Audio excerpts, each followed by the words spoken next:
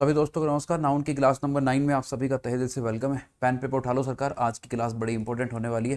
तो आओ शुरू करते हैं आज की क्लास को। आज आप ये समझने की कोशिश करो सबसे पहले तो कि आर्टिकल अभी हम पढ़ेंगे नहीं। आर्टिकल का एक पॉइंट है बड़ा इंपॉर्टेंट, इससे क्वेश्चन बनता है।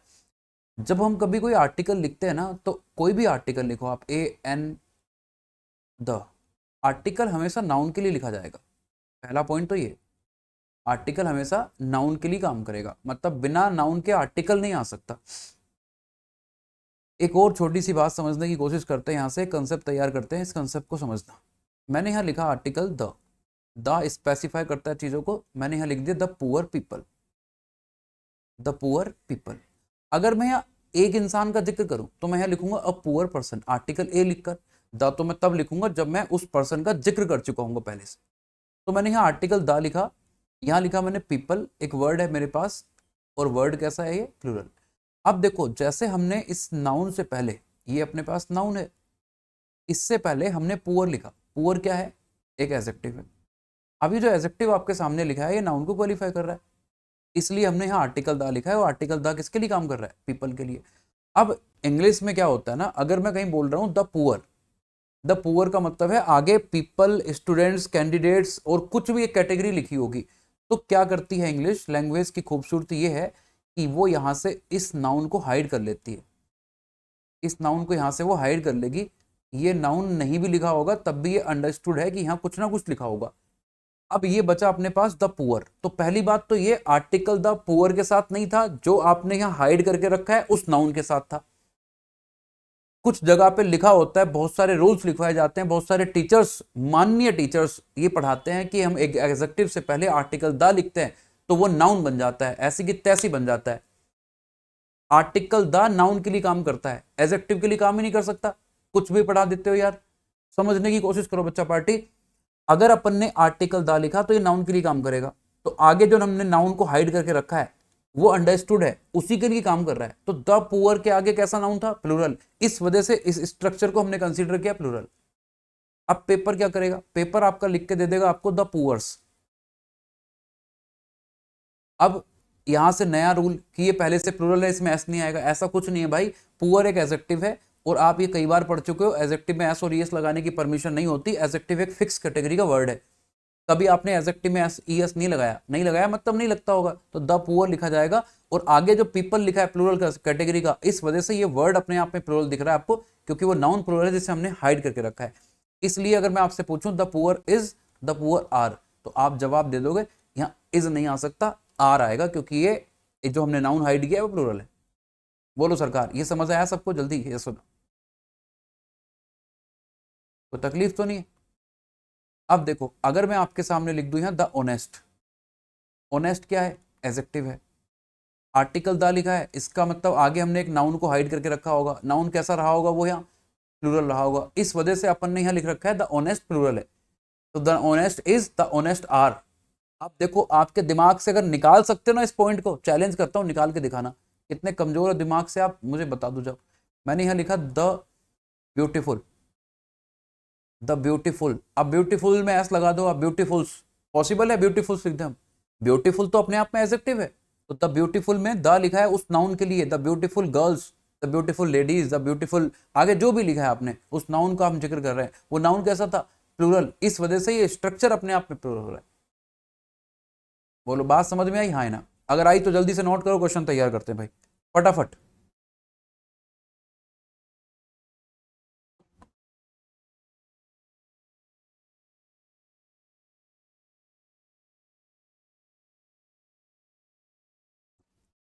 ये सब कुछ भूल के दो लफ्जों को कैसे जान लूं मैं, ये सब कुछ भूल के दो लफ्जों को कैसे जान लूं मैं, और सब कुछ गवा के अपना तुझे अपना कैसे मान लूं।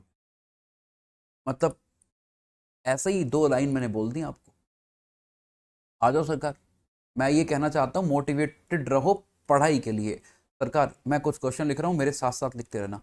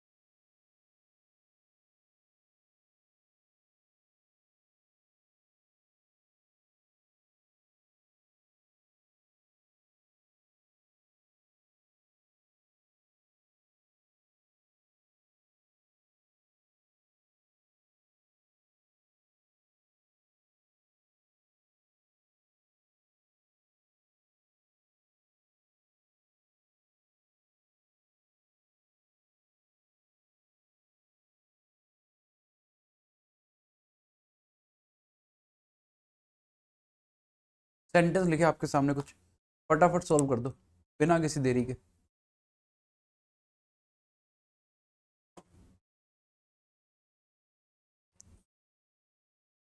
बिना किसी देरी के कर दो भाई, टाइम बिल्कुल नहीं है पेपर में भाई, सीजीएल सर पे रखा है एकदम, बहुत जल्दी जल्दी चीज़ों को पढ़ना है। यूट्यूब पे भी कोर्स पूरा करवाना है सीजीएल से पहले भाई, और जो पेड कोर्स आएगा उसे भी पूरा करेंगे अपन, उसमें तो 2 घंटे की क्लास करेंगे, इधर भी मैं 1 घंटे की क्लास करता हूँ भाई। टाइम नहीं है, पीछे कुछ दिनों से ऐसे डिस्टर्बेंस हुई कि क्लास मैं पूरी नहीं कर पाया, 1-1 घंटे की, अब 1-1 घंटे की क्लास करेंगे भाई सरकार, माफ़ी चाहते हैं आपसे। जल्दी सेंटेंस सोल्व करो भाई, नाउन को कंप्लीट कर लेंगे, लगभग लगभग आज हो जाएगा कंप्लीट नाउन, और उसके बाद अपन प्रोनाउन पढ़ेंगे। प्रोनाउन के क्वेश्चंस बड़े अच्छे आते हैं, नाउन के मैं क्वेश्चंस करवाऊंगा कुछ 100 क्वेश्चंस मैं आपको करवाऊंगा, कुछ आप करना, पीडीएफ दिलवाऊंगा आपको मैं टेलीग्राम में, ठीक है भाई। वीडियो को लाइक कर दिया करो भाई, अगर आप लोग देख रहे हो यहाँ तक पहुँचे हो तो वीडियो को लाइक कर दिया करो सरकार। देखो सेंटेंस में लिखा था पुअर, पुअर में एस नहीं लगेगा, पहली बात तो ये सही लिखा अपनी जगह सेंटेंस अब, क्योंकि एस हमने हटा दिया, द पुअर प्लूरल वर्ड होगा, शुड सबके साथ काम करता है। द ऑनेस्ट, द ऑनेस्ट, फिर से द के बाद हमने एडजेक्टिव लिख के रखा है तो यहाँ नाउन गायब होगा, प्लूरल बन गया होगा, तो फेसेस को हटा के यहाँ लिखना पड़ेगा फेस। जो बच्चे यहीं से जुड़ रहे हैं एक बात समझ लेना, एक वर्ब अपने आप में प्लूरल होती है, जब हम इसमें एस और ईएस ऐड करते हैं तो ये बन जाती है सिंगुलर, ठीक है सरकार। आगे लिखा द ब्यूटीफुल्स, एस हटेगा यहाँ से, आर अपनी जगह ठीक लिखा होगा। द इंटेलिजेंट प्लूरल बन जाएगा अपने आप में, इसके आगे नाउन अंडरस्टूड है जो वो प्लूरल होगा, तो यहाँ लिखना पड़ेगा अपन को सॉल्व, प्लूरल वर्ब चाहिए होगा। द ब्लाइंड्स में एस हटेगा, गलत है। The owner is their weakness, अब बच्चे यहाँ लगा देंगे इसकी जगह होगा आर, नहीं होगा आर, क्योंकि ओनर खुद नाउन है सरकार। अभी तक हम यहाँ एडजेक्टिव लिखते आ रहे हैं, जब एडजेक्टिव लिखा है तभी तो आगे का नाउन अंडरस्टूड है, यहाँ तो खुद नाउन लिखा है, ओनर तो नाउन है, ओनर नाउन है, अनकाउंटेबल नाउन है, सम्मान, एब्स्ट्रैक्ट है, पहचान देख नहीं सकते अपन, महसूस कर सकते हैं, और एब्स्ट्रैक्ट नाउन यूनिटी में काम करता है, यूनिट वाले नाउन के लिए हम इज लगा के आए, लगातार पढ़ते आ रहे हैं इन चीज़ों को। जिन्होंने आर लगाया उन्होंने अंधाधुंध फायरिंग की है, अंधाधुंध फायरिंग। पता है एक बार क्या हुआ, एक अंधा इंसान चला गया आर्मी में भर्ती होने, मुझे भर्ती कर लो, ऑफिसर ने पूछा क्यों कर ले, तो उसने कहा अंधाधुंध फायरिंग के लिए कर लो, बस सामने मत आना। ये क्लियर हुआ भाई सारे सेंटेंस, बहुत आसान चीजें हैं, समझने की कोशिश जारी रखना जी सरकार। अगला कॉन्सेप्ट समझने की कोशिश करते हैं, तो ये कॉन्सेप्ट सबको क्लियर हुआ, कोई दिक्कत तो नहीं भाई, आगे पढ़ने की कोशिश करते हैं। आ जाओ, एक नया पॉइंट समझाने की कोशिश मैं करता हूँ यहाँ से आपको। मैंने एक पॉइंट समझाया था कि जब हम यहाँ 1 लिखते हैं, मैंने यहाँ 1/3 लिखा, याद है आपको, 1/3 लिखा तो एस नहीं आएगा, मतलब जब तक ये 1 है तो इसमें एस नहीं आएगा, 1/4 लिख दो आप, 1/5 लिख दो आप, एस नहीं आएगा। लेकिन जैसे ही हम यहाँ 2 लिखते हैं तो 2 के आगे हम थर्ड नहीं लिखेंगे, थर्ड्स लिखना पड़ेगा, क्योंकि अब अपना स्ट्रक्चर हो गया है प्लूरल, और जब प्लूरल का हिस्सा निकालोगे तो प्लूरल ही निकलेगा। कल अपन ने इस बात को समझा था, तो यहाँ तक तो ये क्लियर है। इसमें कुछ और चीजें ऐड कर लेते हैं, जैसे पेपर लगातार पूछ रहा है, सीजीएल ने कई बार क्वेश्चन पूछा, सीडीएस ने कई बार क्वेश्चन पूछा, एनडीए तो लगभग पूछता ही ऐसा क्वेश्चन। एक वर्ड मैंने यहाँ लिखा सम, सम की जगह वर्ड लिख सकता हूँ मैं मोस्ट, इसकी जगह मैं लिख सकता हूँ रेस्ट, ऐसा कोई भी वर्ड आ सकता है, रटने की जरूरत नहीं है, आप समझने की कोशिश करो क्वेश्चन की थीम क्या है। यहाँ वो प्रेपोजिशन लिखेगा आपके सामने, और यहाँ आप अपने पास लगा के देगा नाउन। अब जब आप यहाँ नाउन लिखोगे काउंटेबल, तो सम का मतलब है कुछ, कुछ मतलब एक से ज्यादा, तो अपन को यहाँ नाउन लिखना पड़ेगा प्लूरल, तो या तो यहाँ लिखेगा वो प्लूरल काउंटेबल नाउन, या फिर वो यहाँ लिखेगा अनकाउंटेबल नाउन। अब देखो ध्यान से, आप इतने समझदार हो, अगर मैं एक सेंटेंस यहाँ लिखता हूँ मोस्ट, मोस्ट लिख दो आप, सम लिख दो, रेस्ट लिख दो, एक ही बात है, मोस्ट ऑफ द फंड्स, एक मैंने लिखा मोस्ट ऑफ द वाटर और मिल्क, और जो भी अनकाउंटेबल नाउन लिख दो मोस्ट ऑफ द वाटर। तो सरकार एक बात बताओ आप कि अपन जो यहाँ फंड्स लिख रहे हैं, फंड्स में से ही तो मोस्ट है, मोस्ट का तो यहाँ कोई वजूद नहीं है भाई, मोस्ट का अपना कोई मतलब तो है नहीं। अगर मैं यहाँ 1 लिख दूं, 1 ऑफ द फंड्स, तो 1 का मतलब है एक, तो सिंगुलर हो जाएगा, हम इसी को सब्जेक्ट मानेंगे। लेकिन मोस्ट का तो अपना यहाँ कोई वजूद ही नहीं है, और अगर मोस्ट का अपना कोई सेंस नहीं है यहाँ, तो मोस्ट इससे रिलेट करेगा, और फंड्स कैसा वर्ड है, प्लूरल, तो जब आप प्लूरल का हिस्सा निकालोगे मोस्ट के सेंस में तो कैसा निकलेगा, प्लूरल। तो आप यहाँ इज लिखना पसंद करोगे, आर लिखना पसंद करोगे, लेकिन जैसे ही आप अनकाउंटेबल नाउन के पास पहुंचोगे तो अनकाउंटेबल का हिस्सा जो निकलेगा वो अनकाउंटेबल निकलेगा, तो अब आप क्या लगाओगे यहाँ, इज और आर। तो अब आपका वर्ब होगा यहाँ इज। तो इस बात का ध्यान रखना है, मोस्ट आ जाए, रेस्ट आ जाए, rest of the students are आएगा, rest of the voter is आएगा, rest of the money is आएगा, क्योंकि मनी अनकाउंटेबल नाउन है। बोलो भाई, क्लियर हुआ, ऐसा ना? मनी अनकाउंटेबल नाउन है, ये ध्यान रखना भाई। डन। रुपी काउंटेबल नाउन है। कॉस्ट दोनों कैटेगरी में काम करता है, या तो यूनिट में होगा या यूनिट उसकी ज्यादा हो सकती है। अलग अलग चीजों की कॉस्ट बताओगे तो कॉस्ट में एस लगा सकते हो, अदरवाइज आप कॉस्ट में एस नहीं लगा सकते हो। इस पॉइंट को नोट कर लेना भाई, ये इंपॉर्टेंट है क्योंकि क्वेश्चन आते हैं इससे लगातार।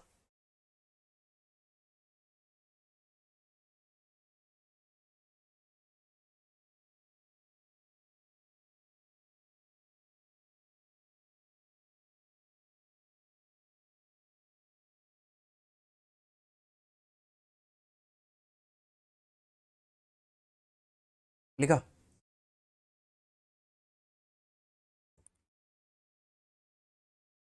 देखो भाई,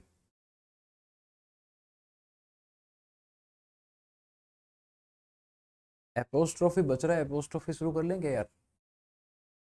नाउन में और तो कुछ बचा नहीं है, मैंने एक तो वर्ड्स बच रहा है या फिर बच रहा है अपना एपोस्ट्रोफी। आओ एपोस्ट्रोफी को शुरू कर लेते हैं। Apostrophe S. देखो एपोस्ट्रोफी एस का यूज करते हैं, बहुत सिंपल तरीके से समझाता हूँ आपको ये पजेशन। आपको कुछ अगर आप नोट भी नहीं करोगे ना तब भी काम चल जाएगा, लेकिन नोट करके रखना भाई, क्योंकि रिवीजन करने के लिए जरूरी होता है। पजेशन का काम करता है ये, मतलब अधिकार शो करता है, अधिकार दिखाता है। ठीक है, यहाँ से पहली बात तो ये, अधिकार लिविंग बीइंग दिखा सकता है, नॉन लिविंग नहीं दिखा सकता। मान लो इस पेन का कैप है और वो कैप चला जाए कहीं, तो पेन उस पर अधिकार नहीं दिखा सकता। दूसरी बात, कैप इसका है मतलब इस यहाँ पोजीशन नहीं है, यहाँ बस आइडेंटिफिकेशन है। जैसे फैन का ब्लेड, तो फैन का ब्लेड का मतलब ये तो नहीं है ना कि ब्लेड फैन का है, मतलब फैन का अधिकार है इस पे, नहीं। ये पहचान है कि जो वो ब्लेड है ना, ये ब्लेड वो है जो फैन में लगता है, ये पहचान है। तो जब आप एपोस्ट्रोफी एस लगाने का जिक्र करोगे तो एक जनरल सा पॉइंट ये बनेगा कि एपोस्ट्रोफी एस को यहाँ हम बना लेते हैं एपोस्ट्रोफी, भाई अब तो लिखने की जरूरत नहीं है, कि एपोस्ट्रोफी एस को हम लिविंग बीइंग के साथ तो लगा सकते हैं,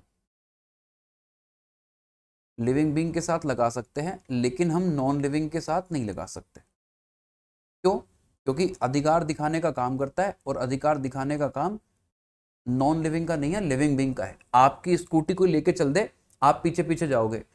फैन का ब्लेड लेके चल दो आप, फैन पीछे पीछे नहीं आएगा। बात समझ में आ रही भाई? तो जैसे अगर मैं आपके सामने यहाँ लिख दूं चेयर्स लेग,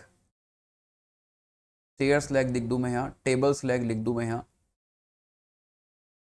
फैंस ब्लेड लिख दूं मैं यहाँ, ये सब गलत हो जाएंगे, ये सब गलत हो गए, सारे गलत हो गए। कोई दिक्कत तो नहीं इसमें? कोई दिक्कत तो नहीं हुई इसमें? ये सारे गलत हो गए। अगर आपको ठीक लिखना है तो इसे लिखना पड़ेगा leg of chair, leg of chair. ऐसे आपको यहाँ लिखना पड़ेगा लेग ऑफ टेबल। ऐसे सेम पैटर्न पे आपको लिखना पड़ेगा ब्लेड ऑफ पेन। तो ऑफ क्या कर रहा है यहाँ, यहाँ आइडेंटिफिकेशन बता रहा है ये, ना कि ये पोजीशन बता रहा है। ये फैन का ब्लेड है, पहचान बता रहा है। ये समझ है? मैं पहला पॉइंट तो ये है एपोस्ट्रोफी एस का, कि हम लिविंग बीइंग के साथ लगा सकते हैं, नॉन लिविंग के साथ नहीं लगा सकते। लिविंग बीइंग में एग्जाम्पल अगर आप लिखना चाहते हो तो यहाँ किसी का नाम लिख दो। जैसे मैं अपना नाम लिख देता हूँ, हिमांशुज, हिमांशुज पेन, तो यहाँ एपोस्ट्रोफी लग सकता है, हिमांशु का पेन है, यहाँ पोजीशन दिखा सकते हैं। अपना नाम ही लिख सकते हैं हम, हमारे पास कुछ है नहीं, और किसी का नाम लिखने के लिए कुछ है नहीं भाई। किसी का नाम कैसे लिख दें? अपना ही लिख सकते हैं, अपन ही हम अपने साथ हैं, किसी दूसरे का कोई भरोसा है क्या? बोलो सरकार। ये लिखा सबने? अब एपोस्ट्रोफी के क्वेश्चन तो आते हैं पेपर में, पेपर में जो क्वेश्चन आते हैं ना बड़े इंपॉर्टेंट होते हैं। आओ उन इंपॉर्टेंट क्वेश्चन पे अटैक करते हैं। एक छोटी सी बात समझाता हूँ पहले, उसके बाद मैं सीधा क्वेश्चन पे अटैक करूंगा। अगर मैं आपके सामने यहाँ नॉन लिविंग लिखता हूँ, इसे थोड़ा अटेंशन से समझना, मैं यहाँ नॉन लिविंग थिंग लिखता हूँ कोई भी, यहाँ मैंने आपसे पूछा कि यहाँ एपोस्ट्रोफी एस आ सकता है या नहीं आ सकता है, इसके आगे मैंने कुछ पोजीशन लिख दिया, जो भी पोजीशन था जिसका भी हम जिक्र कर रहे थे, इसका एक और पॉइंट बना लेते हैं अपन, सेम पैटर्न। हम दो जगह लिखते हैं इसे ताकि हम याद रख सकें इसे। नॉन लिविंग थिंग्स हमने कोई भी लिखा, एपोस्ट्रोफी एस लगाया और यहाँ अपना अपन ने पोजीशन लिख दिया। मैंने ये 2 बार पोजीशन क्यों लिखा है ये आप एग्जाम्पल से समझने की कोशिश करो। मैंने यहाँ लिखा जोधपुर, जोधपुर में बैठा हूँ तो जोधपुर की बात कर लेता हूँ। मैंने यहाँ लिखा जोधपुर में एपोस्ट्रोफी एस लगा के जोधपुर पॉपुलेशन, जोधपुर पॉपुलेशन। एक बार फिर से जोधपुर को ले लेते हैं, जोधपुर एपोस्ट्रोफी, जोधपुर के आगे अपन ने लिखा पॉपुलेशन की जगह लिख देते हैं अपन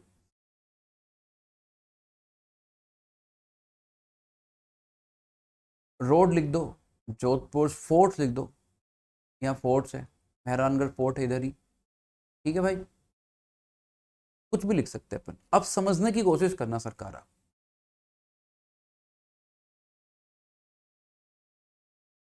आप पता है इसे और डिटेल में समझ सकते हो, इसमें आप उलझोगे, मैं नहीं चाहता पॉइंट में लेके उलझो, फिर सारे उलझन मैं दूर कर दूंगा आपकी, लेकिन मैं चाहता नहीं अभी आप समझते टाइम उलझ जाओ। मैं यहाँ लिखता हूँ जयपुर हिल्स, यहाँ नहीं उलझोगे आप। उदयपुर लिख सकते हैं आप, यहाँ उदयपुर लेक्स लिख सकते हो। देखो ये जो पोजीशन है ना अपने पास, एक वर्ड आपने सुना होगा पर्सोनिफिकेशन, मानवीयकरण। मानवीयकरण कब करते हैं? तो डेफिनेशन तो ये कहती है किताबों की कि किसी नॉन लिविंग थिंग को लिविंग बीइंग मान लो तो मानवीयकरण हो जाएगा। ऐसा कुछ नहीं है, किसी को भी मान लेंगे फिर तो हम चेयर को मान लो थोड़ी देर के लिए, है ना। ऐसा कुछ नहीं है, समझने की कोशिश करो। आपको ये चेक करना है इस पोजीशन के अंदर लोग इन्वॉल्व हैं या नहीं, लोग इन्वॉल्व हैं या नहीं। अगर लोग इन्वॉल्व हैं तो ये एपोस्ट्रोफियस लगेगा, क्योंकि इसका पर्सोनिफिकेशन हो सकता है, क्योंकि इस पोजीशन का, इस वर्ड का मतलब ही लोगों से है। लोग नहीं होंगे तो ये वर्ड नहीं होगा। जैसे यहां लिखा मैंने जोधपुर नॉन लिविंग है, आगे लिखा पॉपुलेशन, पॉपुलेशन में तो लोग इन्वॉल्व होते हैं भाई, लोगों से ही है। अगर लोग नहीं होंगे तो पॉपुलेशन नहीं आएगी, इसका मतलब ये एपोस्ट्रोफी सही है, यहां आ सकता है जोधपुर पॉपुलेशन। अब आप यहां देखो, यहां पर ने जयपुर लिखा नॉन लिविंग है, एपोस्ट्रोफियस लगाया, आगे लिखा हिल्स। एक बार आपको ये चेक करना है कि इसके अंदर पीपल इन्वॉल्व नहीं है, मतलब पीपल का कोई लेना देना नहीं है इसके अंदर। जैसे यहाँ देखो हिल्स में लोगों का कोई लेना देना है क्या? मतलब सारे लोग खत्म हो जाएं और हिल्स भी खत्म हो जाएंगी, ऐसा पॉसिबल है? नहीं, मतलब यहाँ लोग इन्वॉल्व नहीं है।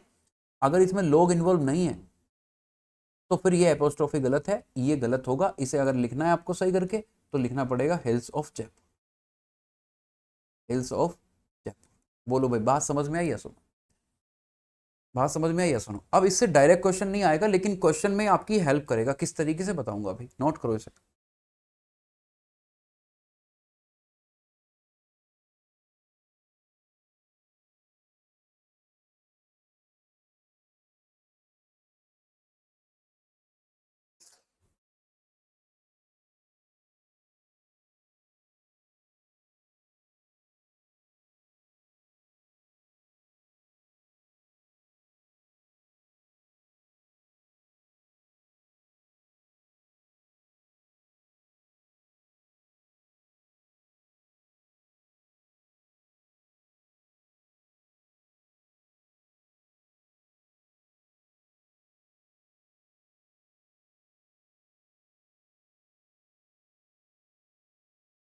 डन।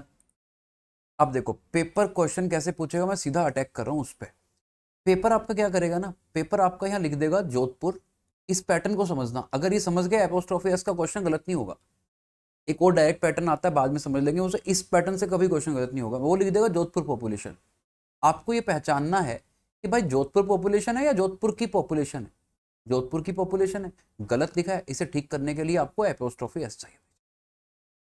इस कैटेगरी के क्वेश्चन बहुत आते हैं, बहुत पेपर, इसी को बस आपको पहचानना है। बोलो समझ आया या सुनो, कोई तकलीफ तो नहीं?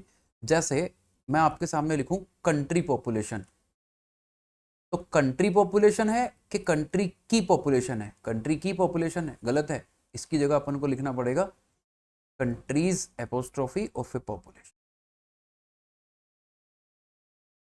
समझ आ रहा है कि नहीं भाई? जैसे मैं आपके सामने लिखूं two days music, two days music, ये एसएससी में पूछा हुआ है, गलत हो गया, टूडेज म्यूजिक, आज म्यूजिक थोड़ी है, अपन को यहाँ लिखना पड़ेगा टुडे में एपोस्ट्रोफी एस और म्यूजिक, आज का म्यूजिक। अब आप कहोगे इसमें पोजीशन कैसे आया, म्यूजिक तो लोगों से है, लोग नहीं होंगे तो म्यूजिक नहीं होगा, लोगों की वजह से है, हाँ है ना। जैसे मैं यहाँ लिख दूं इंडियाज प्रॉब्लम, तो पेपर क्या करेगा आपका, इंडिया प्रॉब्लम लिख देगा, इंडिया प्रॉब्लम, प्रॉब्लम लिखो प्रॉब्लम्स लिखो, एक ही बात है, गलत है, यहाँ से इसे सही करना पड़ेगा आपके सामने। इंडियाज, भाई मुझसे एक वर्ड गलत भूल गया, एक ही बात नहीं है, मतलब दोनों सही है। इंडिया की प्रॉब्लम मतलब एक प्रॉब्लम है, प्रॉब्लम्स मतलब बहुत सारी है। तो ये पैटर्न आपको ध्यान रखना है, ये बड़ा इंपॉर्टेंट है भाई,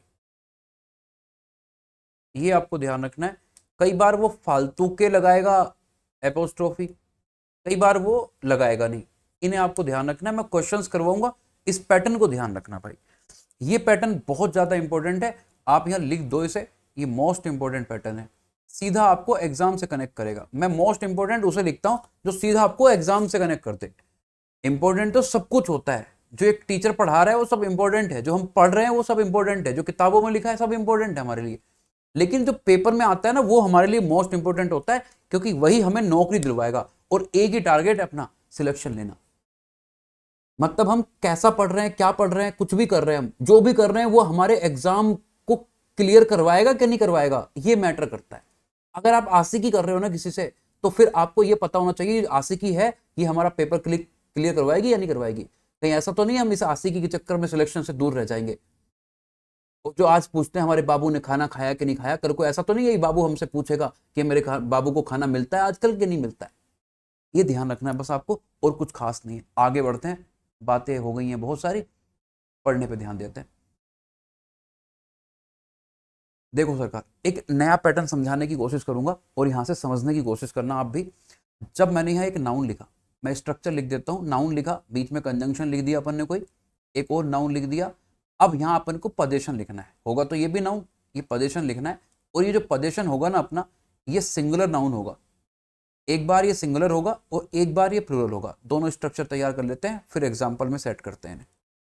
समझेंगे तो हम एग्जाम्पल से, क्योंकि अपन रूल तो पढ़ते नहीं है, एग्जाम्पल इसी पढ़ते हैं हम, एग्जाम्पल से इंग्लिश आएगी और इसी से सिलेक्शन होगा, वादा रहा मेरा आपसे। देखो मैंने एक सेंटेंस लिख दिया, नाउन लिखा है तो नैना लिख देते हैं, एन से एक और वर्ड लिख देते हैं, कोई नैन्सी लिख दिया इस बार, और आगे अपन ने लिख दिया कार।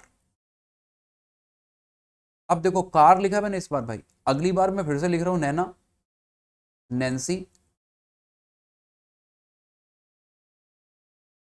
बीच में कंजंक्शन दे दिया एंड, यहां भी दे देते हैं एंड। उसके बाद अपन ने इस बार लिख दिया कार की जगह कार्स। फर्क समझ में आ रहा है भाई, जब तक कंपैरिजन नहीं होती मजा ही नहीं आता यार इंग्लिश सीखने का। अब देखो अगर ये कार एक ही है, कार लिखा है तो एक ही कार है, एक ही है, इसका मतलब ये हुआ ना भाई हम दोनों को एक जगह कर देंगे, दोनों की कॉमन कार है। और जब दोनों को एक जगह कर दिया तो एपोस्ट्रोफी एस यहां लगेगा। और आप ये बात जानते हो कि इंग्लिश में ब्रैकेट लिखा नहीं जाता है, तो ब्रैकेट हट गया, तो आपको एपोस्ट्रोफी नजर आ रहा है नैन्सी में, लेकिन ये एक्चुअल में नैन्सी में नहीं है, ये किस में है, ये है नैना और नैन्सी दोनों को एक जगह मिलाने के बाद। मैथ्स का लेना देना है इंग्लिश में, देखो आप ध्यान से। अगली बार कार्स लिखा है, कार्स का मतलब है दो या दो से ज्यादा, एक से ज्यादा है इसका मतलब अपनी अपनी कार होगी, अपनी अपनी होगी तो अपना अपना पोजीशन होगा, तो एपोस्ट्रोफी यहां भी लगाना पड़ेगा और यहां भी लगाना पड़ेगा। नैना की अपनी कार, नैन्सी की अपनी कार, दोनों कार, ये हम हैं, ये हमारी कार है, बाकी आपको याद होगा। बोलो समझ में आ रहा है कि नहीं। तो जब ये हमारे पास पोजीशन सिंगुलर होगा तो एपोस्ट्रोफी यहां लगाना है, और यहां लगाने के पीछे की वजह ऐसा नहीं है रूल है, रूल वूल कुछ नहीं है भाई, ये दोनों नाउन एक ही हैं। क्यों, क्योंकि नाउन एक है आगे। जब आपने अलग अलग लिखा तो आपको अलग अलग लगाना पड़ेगा, पोजीशन बताना पड़ेगा। तो रूल वूल कुछ नहीं होता, ये सबको खुद समझ में आने लग गया होगा कि रूल वूल कुछ नहीं होता भाई। आप हिमांशु यादव पर इंग्लिश पर जाओ और उधर बिना रूल के इंग्लिश पढ़ लो, समझ में अपने आप आ जाएगी। जल्दी नोट कर दो सरकार।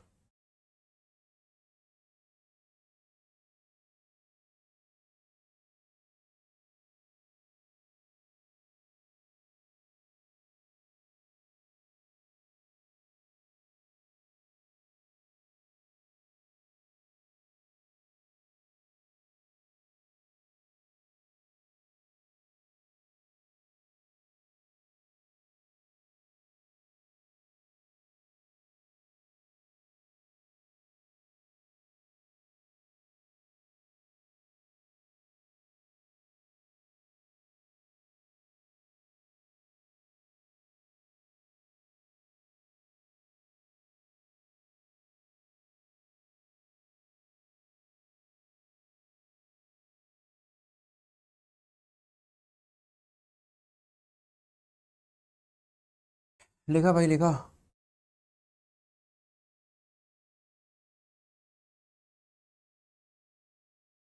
एक और बात समझ लो इसके साथ साथ, आप कभी भी आपको लगातार बिना किसी कंजंक्शन के दो वर्ड्स में सीक्वेंस में कॉमा नहीं लगाना है, वो सॉरी एपोस्ट्रोफी एस नहीं लगाना है।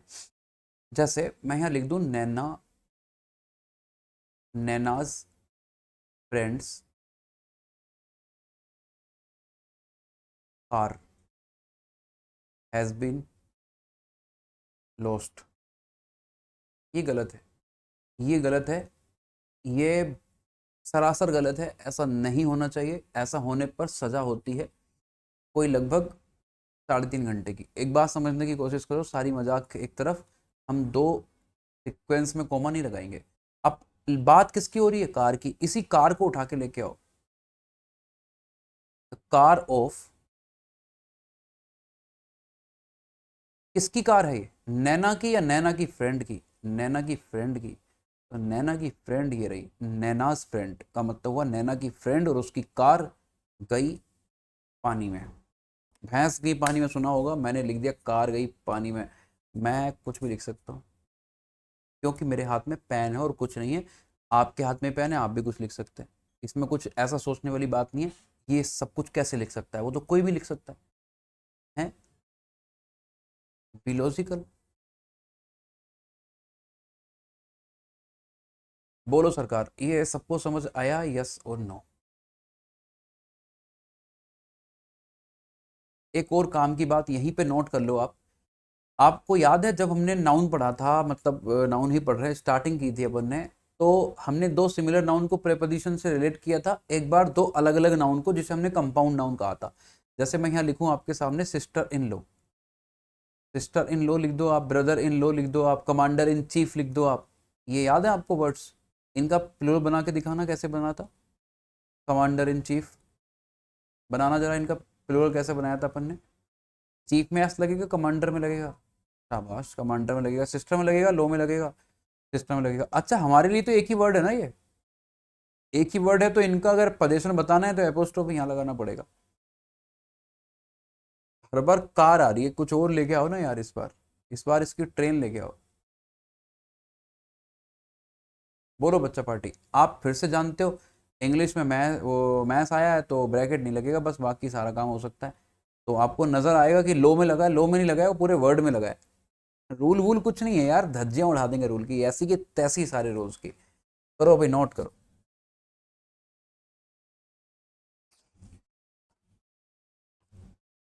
इतने कॉन्सेप्ट फेंकेंगे, इतने कॉन्सेप्ट फेंकेंगे, इतने कॉन्सेप्ट फेंकेंगे कि रूल्स वाला इलाका धुआं धुआं कर देंगे। रूल्स वाला पूरा इलाका धुआं धुआं।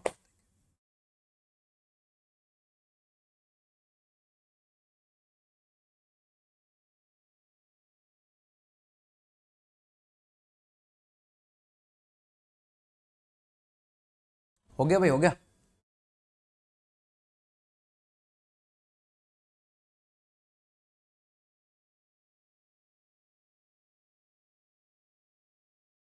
तो एपोस्ट्रोफी के तो यही पॉइंट है भाई। एक दो पॉइंट और हैं, वो मैं क्वेश्चन में करवाऊंगा सीधा, क्वेश्चन में करवाऊंगा, थोड़ा सा परेशान करते हैं। अच्छा, एक कुछ छोटी सी बात समझने की कोशिश करते हैं, ये पेपर में तो नहीं आएगा, ऐसे ही है, इंप्रेशन डालने के लिए होती है चीजें। जैसे अगर मैं आपसे कहूं कि एक तो ये और एक ये रही नैना और ये रहा नैन्सी का आइटम। आइटम समझते हो आप? आइटम मतलब, अब गलत नहीं समझना है, मैं मजाक कर रहा हूँ। अच्छा ठीक है, एक तो मैंने लिखा नैना एंड नैन्सी, और यहाँ लिखा है अपोस्ट्रोफी एस, हस्बैंड। हाँ ओ, ये क्या हुआ गया? ये तो भाई अर्थ का अनर्थ हो गया। इसका मतलब हो गया इन दोनों का एक ही है ये। ऐसे कैसे हो सकता? तो ये गलत लिखा है, हस्बैंड का लिखना पड़ेगा हस्बैंड्स, और आपको अपोस्ट्रोफी लगाना पड़ेगा दोनों तरफ। नैना का अपना और नैन्सी का अपना, अपना अपना है इन दोनों का, दोनों का अपना अपना ही होता है, एक नहीं होता है। बात समझ में आई? अब दूसरी बात, अगर मैं इसकी जगह ये लिखने की कोशिश कर रहा हूँ कि नैना और नैन्सी का हस्बैंड, नैना और नैन्सी का हस्बैंड दोनों मार्केट जा रहे हैं, तो क्या करोगे आप? तो आपको ये करना होगा सरकार, यहां लिखा अपन ने नैना, यहां लिखा अपन ने एंड, यहां लिखा अपन ने नैन्सी, और यहां लगाया एपोस्ट्रोफी, बाद में लिखना है अपन को husband are going to market. लेकिन दिक्कत तो ये हो गई, ये जो स्ट्रक्चर है ये तो कॉन्ट्राडिक्ट कर गया, ये तो कह रहा है नैना और नैन्सी एक साथ हो गए, एपोस्ट्रोफी एस लग के एक ही आइटम हो गया, फिर से ये तो गलत हो जाएगा। तो आपको यहाँ लगाना पड़ेगा कोमा। यही वो सिचुएशन है जहां कोमा और कंजंक्शन साथ साथ आ सकते हैं, इसे हम कहते हैं ऑक्सफोर्ड कोमा, इसे हम कहते हैं ऑक्सफोर्ड कोमा। पढ़ाने को तो बहुत सारी चीजें हैं यार। तो यहाँ कोमा और एंड क्यों आया? कोमा ने नैना को सेपरेट कर दिया उस आगे वाले स्ट्रक्चर से, तो स्ट्रक्चर कॉन्ट्राडिक्ट कर रहा था, तो नैना अब अलग हो गई, नैन्सी अलग हो गई। बोलो भाई, तो इसे लिख देना कहीं को। बाकी क्वेश्चन में नहीं पूछेगा, एसएससी क्वेश्चन क्यों पूछेगा ऐसा क्वेश्चन? अपन को सिलेक्शन लेना है, ज्ञान हासिल करने नहीं आए यार। ज्ञान अगर हासिल करना है तो पीएचडी कर लेते ना, हम एसएससी क्यों चुनते? बहुत बेसिक सी बात है, एकदम क्लियर रहो, नौकरी लेने के लिए एकदम क्लियर रहो, फोन से दूर हो जाओ, दुनिया से दूर हो जाओ, खो जाओ, अपने आप को बंद कर दो 6-7 महीने एक कमरे के अंदर, नौकरी झक मार के आएगी। सीजीएल की तैयारी कर रहे हो ना, 3 महीने इनफ होते हैं, मोर देन इनफ होते हैं यार। 4 घंटे रोज अगर पढ़ लो, रोज 100 घंटे, 100 दिन और 4 घंटे, 400 घंटे होते हैं, धज्जियां उड़ा दोगे आप एक एक चीज की। लेकिन आपको फोन से दूर होना पड़ेगा, पढ़ नहीं रहे सो जाओ, बाहर मत जाओ, दोस्तों के साथ मत घूमो, कचरा भरते हैं दिमाग में यार। तो आई होप आपको यह समझ में आया होगा। जैसे मैं आपको एक बात समझाता हूँ इसके पॉइंट पे, अगर मैं यहाँ लिखता हूँ अ ब्लैक एंड वाइट टीवी, ठीक है, और अगली बार मैं लिखता हूँ ब्लैक एंड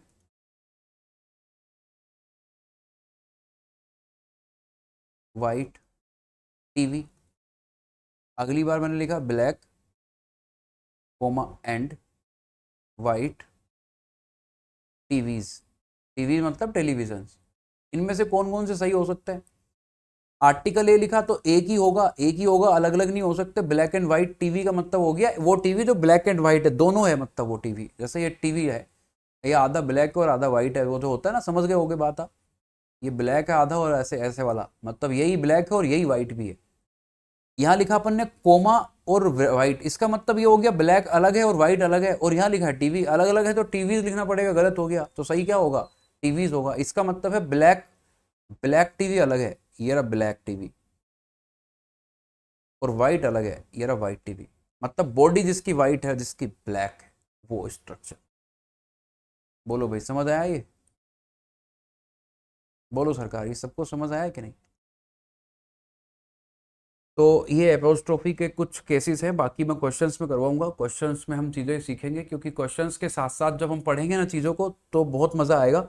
तो कल की क्लास के लिए तैयार रहना, कल की नाउन की क्लास होगी जो नाउन को कंप्लीट कर लेगी, तो नाउन को हम कल कंप्लीट करेंगे पूरी तरह से, बहुत सारे क्वेश्चंस करेंगे, बहुत सारे क्वेश्चंस, मतलब 2-3 घंटे की क्लास होगी तो होगी, बहुत सारे क्वेश्चंस करेंगे। और क्वेश्चंस मैं आपको भी दूंगा, पहले मैं एक बार करवाऊंगा सारे क्वेश्चंस, उसके बाद अलग लेवल के क्वेश्चंस मैं आपको दूंगा, उन पे भी काम कर लेंगे। तो मिलता हूँ मैं आपसे अगले वीडियो में, और इस चैप्टर के जस्ट बाद आपको लगातार 1 घंटे की क्लास मिलेगी, 50 मिनट, 45+ मिनट्स की क्लास ही मिलेगी आपको, उससे नीचे नहीं मिलेगी, टेंशन लेने की जरूरत नहीं है यूट्यूब पर। और बहुत जल्दी अनाउंस करने वाला हूँ अपना नया कोर्स, पेड कोर्स होने वाला है। डेट फिक्स नहीं कर पा रहा हूँ क्योंकि ऐप प्रोसेस में है, जैसे ही बनेगा मैं आपको बताऊंगा। एक और बात फिर से क्लियर कर दे रहा हूँ, यूट्यूब पर कोर्स चलता रहेगा, जो बच्चे अफोर्ड नहीं कर सकते वो यूट्यूब पर पढ़ते रहे भाई। मैं आपके लिए कल भी था, आज भी हूँ और कल भी रहूंगा। मैं यूट्यूब पर क्लासेस बंद नहीं करूंगा, मेरी एक क्लिप रिकॉर्ड करके रख लेना आप चाहे तो। मैं फिर से कह रहा हूँ, ऐप पर कोर्स आएगा लेकिन यूट्यूब पर कोर्स बंद नहीं होगा, जो बच्चे अफोर्ड नहीं कर सकते। इवन मैं ये भी कह के जा रहा हूँ आपसे, जो बच्चे अफोर्ड नहीं कर पाएंगे, सच में अफोर्ड नहीं कर पाएंगे, उनके लिए हम डिस्काउंट भी करेंगे, अलग से डिस्काउंट करेंगे। हमें डायरेक्ट मैसेज करना, टीम इकट्ठा कर रहा हूँ, टीम आपसे लगातार बात करेगी, मैं आपसे लगातार बात करूंगा, आप समझने की कोशिश करो, क्योंकि मैं चाहता हूं मेरा दिमाग टोटली पढ़ाने में लगा रहे। बाकी के सारे काम पीडीएफ बनाना, आपसे बात करना, कोई दिक्कत आ रही है उसे सोल्व करना, वो सारी चीज़ें टीम हैंडल कर सके, इसलिए मैं आपके लिए बस सिर्फ कंटेंट पे काम कर सकूं, अच्छा कंटेंट दे सकूं। पेपर में क्या आ रहा है, एसएससी का वेंडर चेंज हुआ है, वो किस तरीके के पेपर तैयार करता है, उसका लेवल क्या है, उन चीज़ों से मैं आपको वाकिफ करा सकूं, उसी पे मैं काम करना चाहता हूं। आपके लिए मैं बस ये चाहता हूं बच्चों, अगर आप कहीं और पढ़ के आए हो तब, या पहली बार मुझसे ही पढ़ रहे हो तब, आपका सिलेक्शन हो जाए, एक ही टारगेट है अपना। ठीक है, तो मिलता हूं मैं आपसे अगले वीडियो में, तब तक ख्याल रखो अपना और अपनों का। लगातार पढ़ते रहो, क्योंकि सिलेक्शन तो पढ़ने से होगा, ज्ञान हासिल करने से नहीं होगा। एसएससी के लिए, एनडीए के लिए, सीडीएस के लिए ज्ञान हासिल करने से होगा। अपना अपना ज्ञान हासिल करो, जो पेपर पूछता है उस पे पढ़ो, आप उस पे काम करो लगातार। बाकी सारी इन्फॉर्मेशन मैं बहुत जल्दी देने वाला हूँ आपसे, टेंशन लेने की जरूरत नहीं है। लेट नहीं होंगे हम, मुश्किल से अपन को 3 से 4 दिन लगेंगे और अपना कोर्स हम लॉन्च कर देंगे। बस ऐप जिस दिन आ गया प्ले स्टोर में मेरे, उस दिन मैं आपको तुरंत दे दूंगा कोर्स, टेंशन लेने की बिल्कुल जरूरत नहीं है। ठीक है भाई, तो बाय बाय, मिलता हूँ आपसे।